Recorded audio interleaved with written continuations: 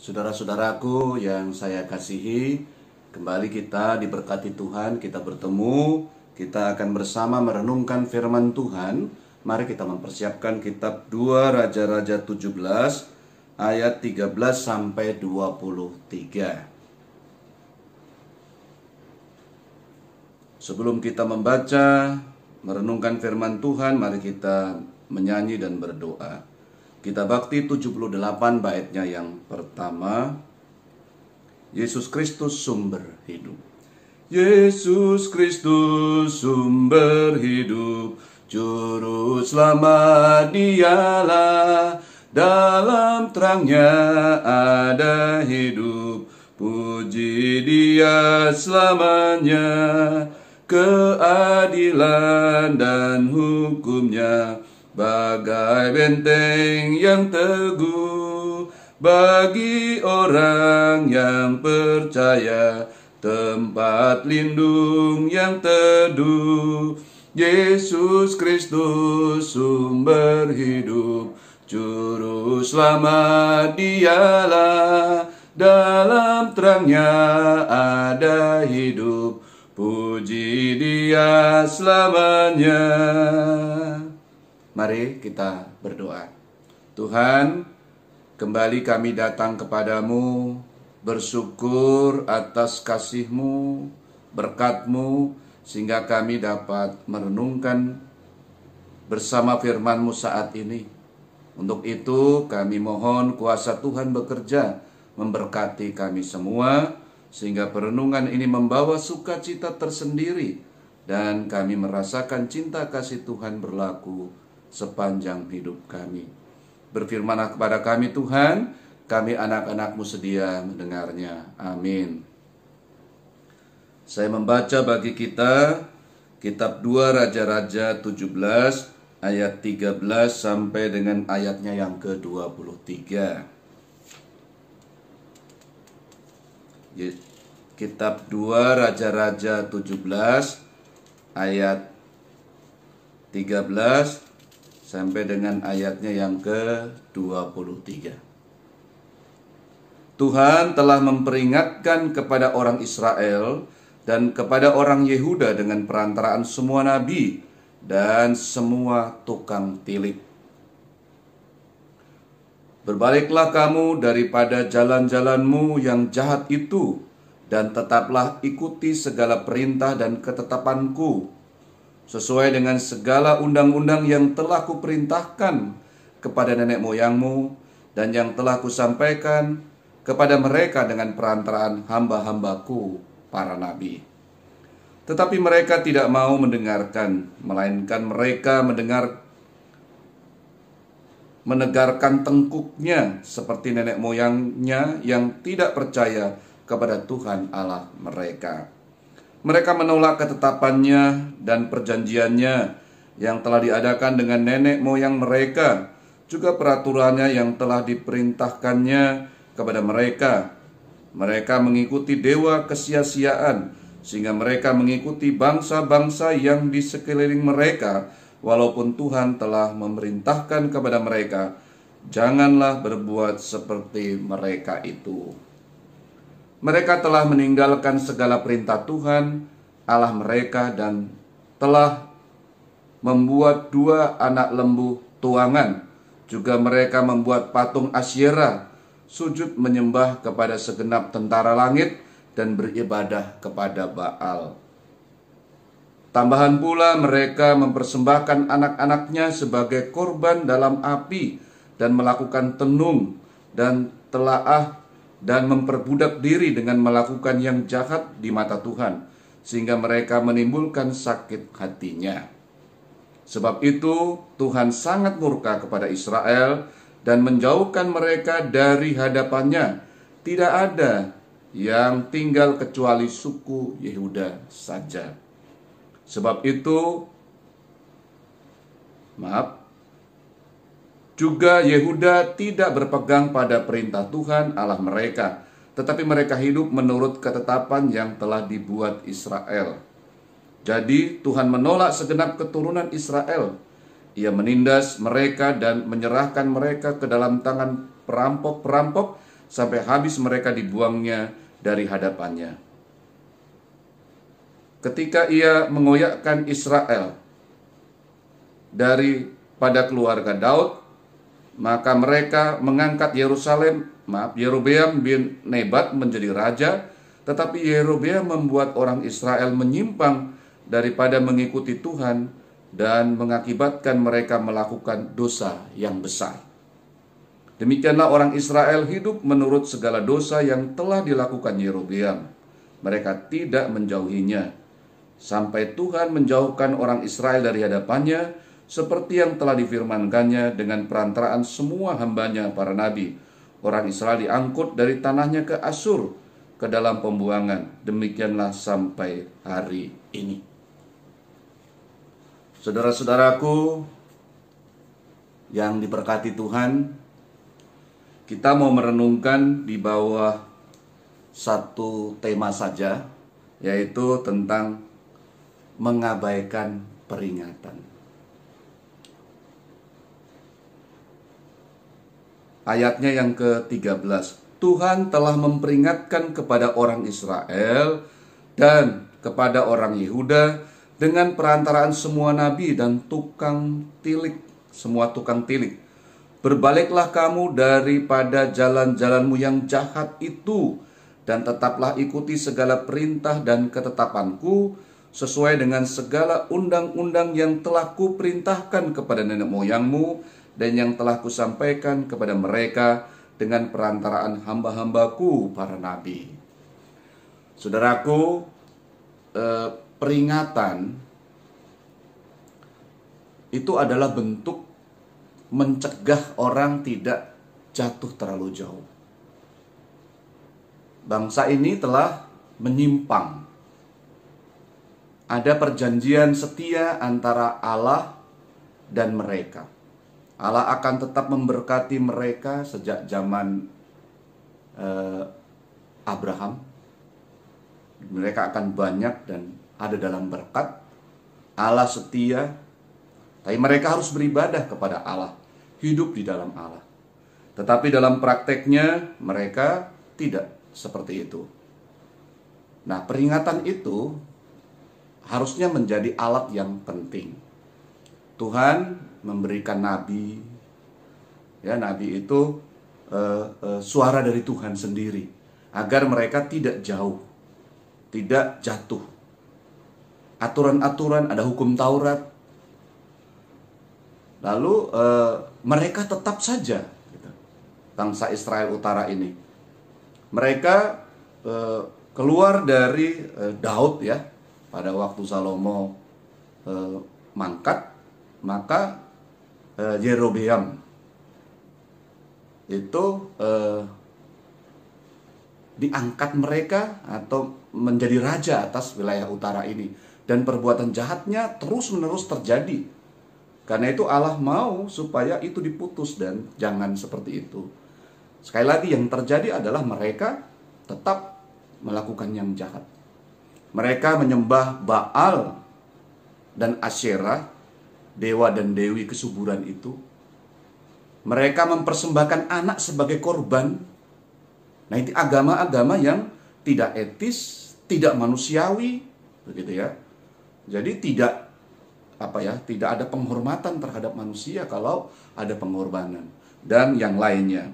Karena itu Allah memperingatkan kepada mereka. Tapi apa yang terjadi? Mereka tetap seperti itu. Mereka kalah dari bangsa-bangsa di sekitarnya. Dan sekarang ini, dalam kisah ini diberitahu bahwa mereka diangkut ke Asyur. Jadi Raja Hosea, dia awalnya memberikan upeti kepada Asyur, tetapi lalu dia menjalin hubungan dengan Mesir dan tidak mau memberikan upeti lagi. Akhirnya pada tahun ke-9 selesai itu. Jadi pengepungan oleh Asyur selama 3 tahun berturut-turut mengalami berbagai permasalahan, dan tahun ke-9 definitif mereka dibuang ke Asyur. Nah ini dia. Jadi apa artinya? Karena mereka memang harus belajar tentang kehidupan. Jadi hukuman ini juga bukan sebuah kemarahan Allah yang tanpa sebab, atau hanya dilihat sebagai sesuatu yang buruk. Karena tujuan Allah adalah mereka sadar, mereka punya hati yang menyembah kepada Allah. Mereka juga setia kepada Allah kembali. Nah ini yang diharapkan. Kita kembali bahwa peringatan itu sangat penting. Karena itu orang harus benar-benar keluar dari kesulitannya. Dan karena itu kita selalu juga kan haus ya akan firman Tuhan. Kita mau Tuhan tegur kita, dan kita tidak mengeraskan hati. Nah, kita mau terbuka kepada Allah agar Dia selalu memberikan perhatian. Dia menegur kalau kita salah. Seperti seorang ayah atau ibu, dia tidak mau anaknya salah terus. Dia akan tegur, dia akan bantu. Nah itu. Nah dengan begitu, harapan yang terbesar adalah orang yang memang mendapatkan peringatan itu, dia bisa berhenti dari kesalahannya. Kalau kita merenungkan hal ini, saudara-saudaraku, maka kita mempercayai bahwa ada hikmat Allah di balik berbagai peristiwa yang diizinkan terjadi. Kalau ada penghukuman, Allah itu sedang mengasihi kita, karena Dia tidak mau kita hanya menggunakan cara-cara kita atau hikmat dunia ini. Nah, saya mengambil contoh atau pelajaran dari kehidupan bangsa pada waktu itu. Orang merasa bahwa kalau dia kalah terhadap bangsa lain, maka dewa bangsa itu yang paling hebat. Nah, jadi mereka bisa berkeras hati, jadi menyalahkan Allah gitu. Karena itu ketika ada penghukuman yang dilakukan oleh Allah, kita sebagai orang percaya harus mempercayai sungguh bahwa ada hikmat Allah di balik itu semua, baik peringatan maupun penghukuman. Karena itu kalau kita merenungkan tentang peringatan, maka kita sebenarnya sedang dicintai atau dikasihi oleh Tuhan. Kalau orang memang sungguh-sungguh ingin hidup di dalam Tuhan, dia akan selalu, saya sampaikan kembali, dia haus akan firman-Nya sebagai teguran cinta Tuhan. Dia akan selalu terbuka kepada yang lain sebagai bentuk hati yang diasah dalam kehidupan. Sehingga orang lain dipakai oleh Tuhan atau hamba Tuhan boleh menegur dia juga. Nah ini bangsa, dia tegar tengkuk dia tidak mau tunduk, dia tidak mau bertelut untuk keluar dari problem itu. Kalau kita merenungkan bahwa dalam hidup ini kita merasa bahwa Tuhan yang salah, hikmat Tuhan yang tidak benar, itulah problem dasarnya. Kalau bangsa Israel ini dia mau membuka hati, dia tidak akan seperti itu. Karena sudah banyak sekali peringatan teguran. Tapi karena mereka mengeraskan hati atau tegar tengkuk seperti leluhurnya nenek moyangnya, inilah yang mau disampaikan melalui pembacaan kita. Lalu apa berkatnya bagi kita sebagai orang Kristen sekarang? Berita ini SBU malam ini itu memberikan data tentang peringatan ya, ada peristiwa kecelakaan. Sebenarnya kan ada rambu-rambu ya, tapi mereka kan tidak sungguh-sungguh mentaatinya. Lalu berbagai peristiwa terjadi, jadi hanya dilihat dari segi itu. Pada Januari sampai Oktober 2020 ada 83.715 peristiwa. Ya ini datanya ya, diambil dari SBU tadi hari ini, malam ini. Menunjukkan bahwa kenyataannya orang kalau ada rambu-rambu juga dilanggar saja. Kalau ada peraturan kan untuk dilanggar. Kira-kira begitu kebiasaan yang sangat buruk. Tapi kita sebagai orang percaya, kita mau merenungkan justru. Merenungkannya, rupa-rupanya ada kecenderungan-kecenderungan juga manusia itu untuk berbuat yang buruk. Kalau ditegur nggak mau. Mencari cara-cara membela diri dan sebagainya. Nah, dengan diperlihatkan adanya dampak yang besar atau peristiwa-peristiwa kecelakaan, maka kita juga seharusnya merenungkan bahwa kalau kita diberikan peringatan atau diberikan rambu-rambu itu kita nggak setia, ya pasti ada akibatnya. Nah, yang memberikan aturan atau rambu tentu memahami misalnya kecepatannya berapa yang wajar dan sebagainya, sehingga menolong orang begitu rupa, sehingga dia bisa menjaga keselamatan dirinya. Sebagai orang Kristen, justru yang mau ditekankan adalah kalau kita benar-benar menerima Kristus, maka Kristus itu bekerja dalam diri kita. Jadi bukan hanya kita mengikuti peringatan, tetapi kita justru membuat kehidupan yang sejahtera. Kalau di jalan kita juga tahu bahwa kita harus membawa keselamatan bagi yang lain. Jadi kita bukan hanya mengikuti rambu, tetapi kita juga menjaga kalau ada orang yang tidak mengikuti rambu, kita tidak usah tabrak, kan? Kita justru menyesuaikan diri untuk dia bisa sadar gitu. Jadi jangan langsung hanya lurus-lurus karena ada rambu. Tapi kita benar menciptakan suasana yang orang tidak tabrakan. Orang bisa bersama-sama di tengah jalan. Seperti itulah gitu ya. Bahwa kita kalau misalnya membangun kehidupan ini di luar, maka kita hanya rambu-rambunya. Bukan Allah yang memang menyelamatkan kita, memberkati kita. Orang-orang Kristen itu memahami bahwa hidupnya itu diberkati oleh Tuhan. Sudah diselamatkan oleh Tuhan. Yesus itu menang atas kuasa kejahatan, atas kuasa dosa. Sehingga kita yang menerima Dia, kita hidup baru, dibaharui terus-menerus. Ada proses di mana Allah semakin besar dan kita semakin dikuasai oleh cintanya. Luar biasa seperti itu, sehingga dalam hidup ini kita menjadi berkat. Kita menjadi penolong bagi yang lain. Minggu Paskah ini kita hayati bahwa kalau ada peringatan, itu mengantar kita sebenarnya. Menuntun kita untuk tahu bahwa dengan peringatan-peringatan, dengan segala upaya dari pihak Allah memberikan nabi-nabi dan sebagainya, ya, itu menolong kita atau mengantar kita atau menuntun kita, akhirnya kita menerima Kristus, menerima Allah sendiri yang hidup di dalam diri kita. Sehingga ketetapan, aturan, ya, peringatan-peringatan yang dibuat oleh Allah itu menyadarkan bahwa memang kita juga dengan aturan-aturan bisa gagal. Tetapi kalau Kristus hidup di dalam diri kita, jadi kalau misalnya kita melakukan kesalahan nih, bagaimana Kristus hidup dalam diri kita? Maka kita dikoreksi dan kita bersedia membuka diri dan akhirnya benar-benar kita menjadi baru. Kita nggak lagi iri, cemburu, dengki. Kita nggak sama sekali.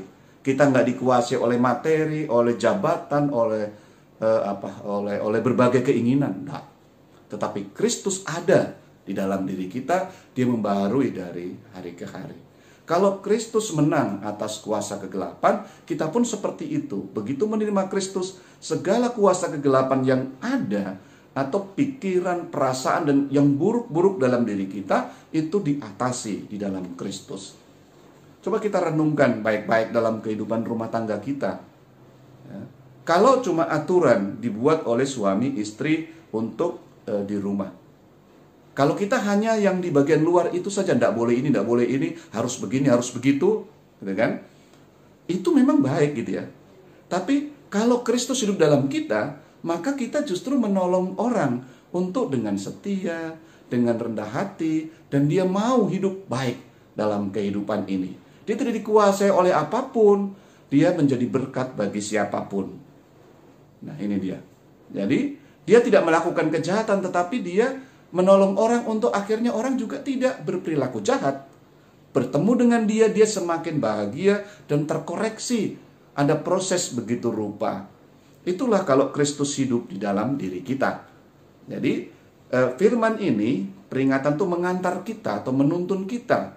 Begitu ya, kitab Galatia pasal 3 ayat 24 itu ya, bahwa Taurat itu dia menuntun. Jadi aturan-aturan itu akhirnya kita sampai kepada Kristus. Karena saudara dan saya adalah pengikut Kristus, maka ini menjadi berkat yang luar biasa. Kita dituntun sadar kita bahwa kita bisa gagal dengan aturan-aturan. Karena itu seringkali kita tidak tempatkan di dalam diri kita, tapi di luar. Jadi tidak ada hati yang dekat dengan Tuhan. Kalau hati dekat dengan Tuhan, aturan-aturan itu membantu kita. Akhirnya kita bisa hidup bersama di tengah masyarakat, bisa hidup bersama di tengah jalan, bisa hidup bersama dengan aturan-aturan yang ada di negara yang kita cintai. Jadi kita dengan peringatan-peringatan ini kita renungkan baik-baik bahwa kita harusnya menjadi sumber dari bagaimana orang menata kehidupan ini dengan baik. Membuat aturan-aturan, kita rohnya ada kekuatan tersendiri karena kita tidak usah dipaksa, kita bisa melakukan yang terbaik dan menjadi berkat bagi mereka. Yesus, ya, dia adalah sumber hidup kita. Dialah yang akan menuntun kita, karena itu terima dia. Biar menjadi berkat dalam diri kita dan akhirnya kita benar-benar mendapatkan kebahagiaan sejati. Kita pun bermanfaat bagi yang lain, gitu ya. Kalau kita ada di dalam Kristus, gitu ya. Yohanes pasal 15 ayat 5, ya. Akulah pokok anggur dan kamulah ranting-rantingnya. Barang siapa tinggal di dalam aku dan aku di dalam dia, ia berbuah banyak. Sebab di luar aku, kamu tidak dapat berbuat apa-apa. Jadi kita ya ada dalam payung cinta Tuhan. Kita hidup selalu dengan nutrisi, dengan vitamin, dengan Tuhan Yesus. Jadi kita bisa bermanfaat dalam kehidupan ini. Peraturan, peringatan, ya, undang-undang, itu kan kalau kita ada dalam Tuhan, kita justru menjadi berkat dan melahirkan aturan yang bisa menolong hidup bersama.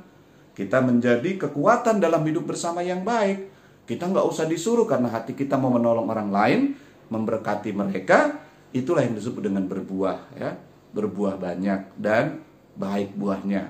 Karena kita dekat dengan Tuhan. Kita merenungkan bahwa hidup kita sangat dicintai Tuhan. Dengan begitu, saudara-saudaraku, tema kita tentang peringatan ya yang diabaikan oleh umat itu dapat menolong kita juga bahwa kita memang sangat dicintai Tuhan. Kita diberkati Tuhan dan kita mau hidup dalam Tuhan.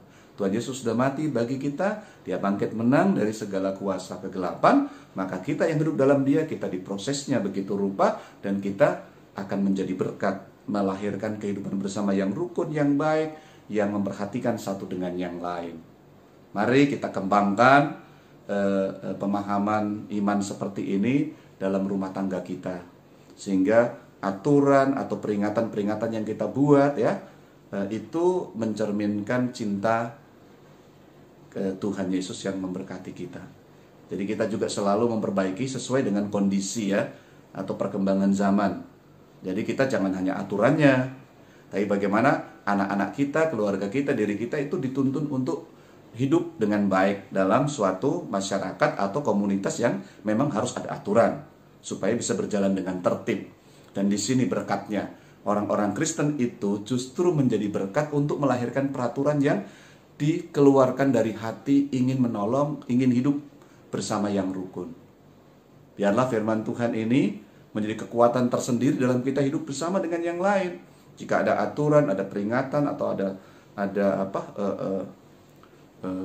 undang-undang ya, kita justru menjadi berkat untuk melahirkan perbaikan-perbaikan. Karena apa? Karena hati kita memang ingin hidup bersama, ingin menolong, ingin menjadi berkat, berbuah, gitu ya, berguna. Berbuah itu sama dengan berguna ya dalam kehidupan ini.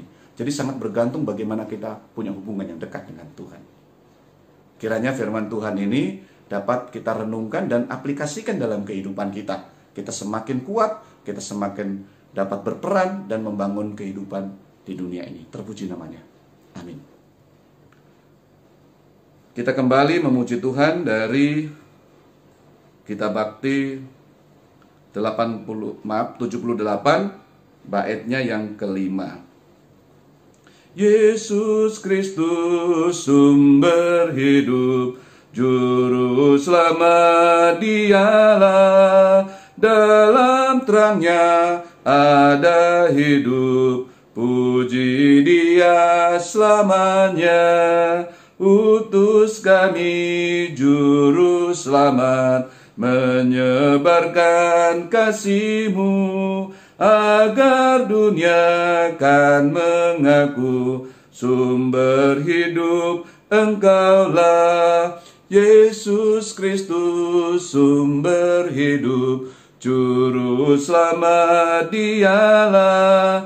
Dalam terangnya ada hidup. Puji Dia selamanya. Mari kita bersatu dalam doa. Tuhan, kami layak bersyukur, bersukacita dalam kami merenungkan kehidupan ini di dalam terang cinta Tuhan. Hari ini kami merenungkan tentang peringatan, tentang aturan yang Tuhan buat menolong kami. Dan kami juga merenungkan itu dalam cinta kasih Kristus yang bersedia mati, sehingga hidup kami adalah hidup karena anugerah cinta-Mu, kasih-Mu. Dengan merenungkan hal ini, maka segala peringatan, segala aturan yang Tuhan buat, atau yang kami buat dalam kehidupan berumah tangga, atau dalam komunitas tertentu, atau membuat anggaran dasar, anggaran rumah tangga dalam sebuah komunitas, itu tercermin dari cinta kasih Tuhan untuk yang lain. Kami sebagai murid-Mu, kami sebagai hamba-Mu, kami memiliki cinta kasih itu. Kami dibaharui dari waktu ke waktu, dan kami dapat melahirkan sebuah kehidupan yang baik, berguna, bermanfaat, dengan membuat aturan-aturan yang menolong orang semakin memiliki hati yang teguh, dekat dengan Tuhan, dan menjadi berkat bagi yang lainnya. Aturan itu kami hormati, dan tentu saja kami bisa menjadi berkat dengan yang lain. Kami juga menanggapi aturan-aturan yang Tuhan buat, teguran-teguran yang Tuhan lakukan bagi bangsa Israel. Tetapi mereka tetap tegar tengkuk, bahkan mereka menjauhi Tuhan, sehingga Tuhan menghukumnya, dan kami merenungkannya, bahwa hukuman itu juga cinta kasih Tuhan. Karena itu tolonglah kami Tuhan, ketika kami juga ditegur oleh Tuhan, mendapatkan hukuman karena cinta kasih, kami juga menghayati bahwa kasih-Mu lebih besar daripada kesalahan-kesalahan kami, dan kami berproses keluar sebagai pemenangnya. Kami berdoa untuk jemaat kami, GPIB Jemaat Bojonggede, juga seluruh anak-anak Tuhan yang mengikuti perenungan ini. Kami bersama bersukacita karena kami menghayati betapa besar kasih-Mu Tuhan, menolong kami begitu rupa dalam hidup ini. Kami juga percaya bahwa Engkau tidak meninggalkan kami. Engkau selalu memberkati, firman-Mu selalu direnungkan setiap hari Rabu, dan ini menjadi berkat tersendiri untuk kami renungkan dalam kehidupan rumah tangga kami juga, pribadi kami, dan komunitas lainnya. Kami akan terus hidup dalam kasih-Mu dan bersedia membawa kasih itu dalam kehidupan real, dalam kehidupan bersama di mana ada aturan, ada kesepakatan-kesepakatan. Kami juga berdoa untuk persekutuan, komunitas dimanapun kami ada, agar kami membuat juga aturan karena kami ingin menjalankan cinta kasih-Mu untuk yang lain. Kami menjadi berkat dan kami dapat hidup bersama. Dengan begitu aturan atau peringatan-peringatan yang dibuat, yang aturan atau anggaran rumah tangga, anggaran dasar, kami itu merupakan cermin dari cinta kasih-Mu untuk menolong kami hidup bersama, semakin baik menopang satu dengan yang lain. Karena itu doa kami untuk kehidupan kami di komunitas manapun, di tempat kerja, dalam kehidupan rumah tangga, Tuhan memberkati. Terima kasih Engkau bersedia menebus dosa kami, dan itu terjadi dari hari ke hari. Kami semakin baik, semakin terproses, karena Tuhan sabar dengan segala kekurangan dan keterbatasan kami. Kami juga cenderung untuk melakukan yang buruk, yang tidak baik. Karena itu kami berterima kasih Engkau sabar mendampingi kami dalam proses ini. Kami juga mohon berkat-Mu Tuhan, bagi kami yang ikut dalam perenungan ini, diberkati Tuhan semuanya, berproses dalam cinta kasih Tuhan yang luar biasa, Karena itu kami menyerahkan juga mereka yang memiliki keraguan-raguan tentang cinta kasih Tuhan. Mari Tuhan memberkati, kami dapat hidup bersama, kami saling mengingatkan, kami saling menegur bahwa Tuhan benar-benar mati untuk kami dan bangkit menang dari kuasa kegelapan, meyakinkan kami juga begitu menerima Tuhan bekerja dalam hidup kami, Roh-Mu bekerja untuk menolong kami, meyakinkan kami, dan kami hidup baru di dalam Tuhan. Mohon berkat-Mu juga Tuhan, untuk mereka yang sakit, Tuhan Engkau tabib. Mereka yang berduka cita, baik itu karena bencana, karena tenggelamnya kapal, dan sebagainya, Engkau menghiburkan mereka. Engkau memberkati juga bangsa dan negara kami dalam bergumul untuk melayani masyarakat.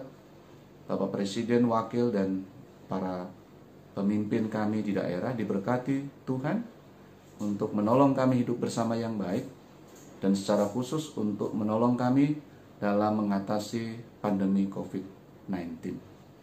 Berbagai upaya dilakukan, Tuhan memberkati. Ini doa kami. Terpuji Engkau kekal selama-lamanya, kasih-Mu besar atas kami. Dalam nama Tuhan Yesus, kekasih jiwa kami berdoa kepadamu. Amin. Tuhan memberkati kita semua.